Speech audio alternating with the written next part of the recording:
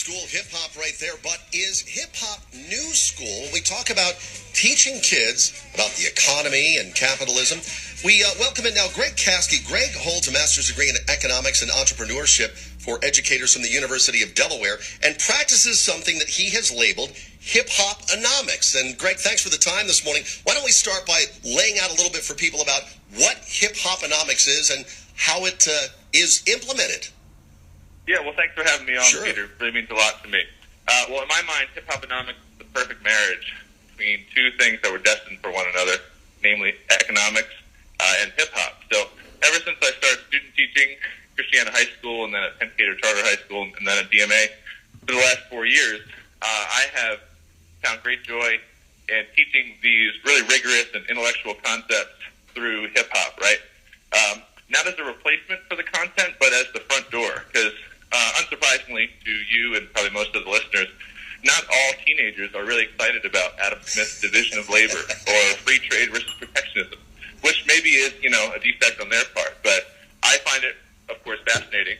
But I view these lyrics that I write, these songs I produce, as the front door for intellectual engagement. And it's absolutely gold in the classroom, so it's really been a pleasure to do it. Yeah, well, let's talk about the kids' reaction and reception to it, Greg. Yeah, well, it happens fairly often in class, so it's like a regular thing. I think if most teachers were rapping in class, it'd be sort of a shocker, but it's kind of a normal thing for my students. But anyway, so it's not about me, it's about what they do afterwards, right? So they are tasked with developing their own track, and I'll lay out like 15 key terms and tell them with a partner to produce your own HipHoponomics song. And I threw a state competition in Delaware this year on free trade versus protectionism, and we had about 8 entries, and I hope to really expand that next year. And me and a celebrity judge, namely economist Russ Roberts, judged the student tracks based off of who really best showed their understanding of free trade versus protectionism. And my winner was a girl named Susanna Chapman, and she wrote this amazing spoken word song, which was awesome and really expressed her understanding. Yeah, that is outstanding. And what's great is, I think we've seen, in the past that when you can effectively use political theories or whatever it is to music, there's a kind of a learning absorption there that might not happen otherwise.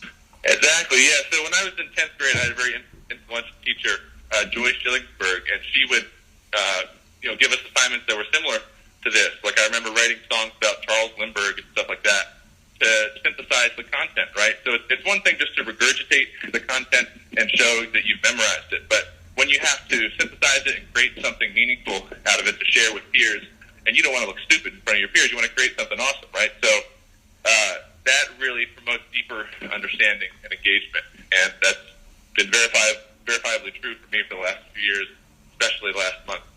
Well, Greg, obviously HipHoponomics has a footing in your own classrooms and such. Where do you want to take this from here?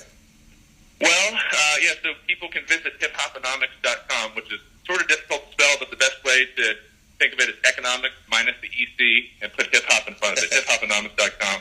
That's where I have my bio and everything else, things like that. And my album's on SoundCloud. Type HipHoponomics for that. But, yeah, I have the next 3 albums already teamed out. I just have to write the lyrics, and the lyric writing process requires me running in the forest of Pike Creek and then going to Starbucks and caffeinating, and then to the studio, which my wife calls the home office, to record the tracks.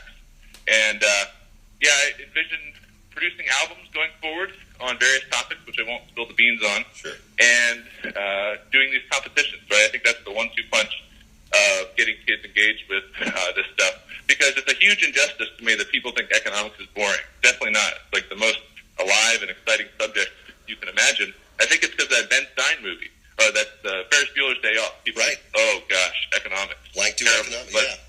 Well, and here's the thing too, Greg. It's one of the subjects you take in school that has real life implications down the road. That's right. Kind of important. All around us.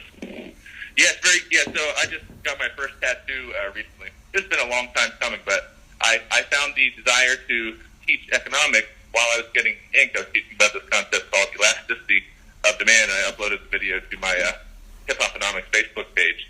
And yeah, that's exactly my point. It's all around you at all times. People think it's just like financial literacy, but no, economics involves all human decision making, and that kind of happens a lot. So it's an unending source of enjoyment for me, and it's just such a blessing to be able to do professionally what you're passionate about just throughout life. I've been rapping since middle school, and really feel like I was created to do this. Like this one sprinter in the Olympics from the 1920s said, "God made me fast, and when I run, I feel His pleasure." So for me, I feel like when I create meaningful things for people, and when I spit bars, to use the rap jargon, I feel His pleasure, and it's just so exciting.